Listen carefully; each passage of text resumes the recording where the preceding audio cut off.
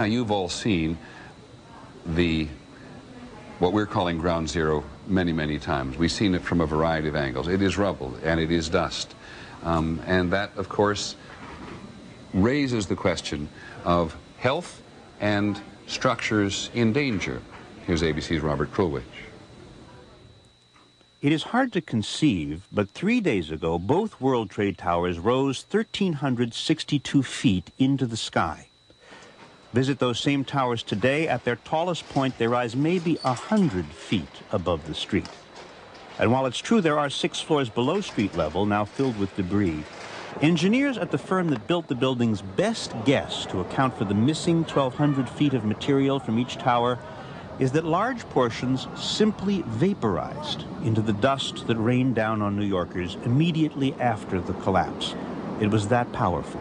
Get out of here!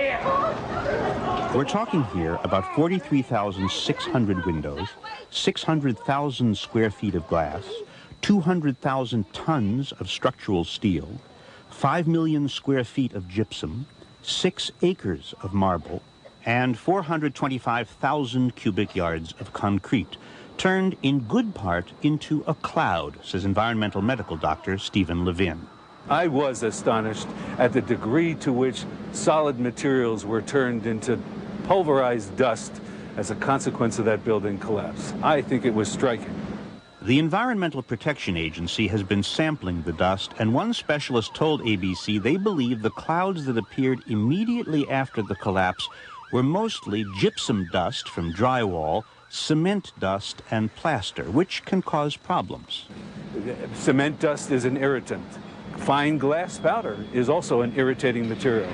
The EPA did find spotty levels of asbestos. A sample on a police car turned out dangerous. Another sample a couple of blocks away, not dangerous.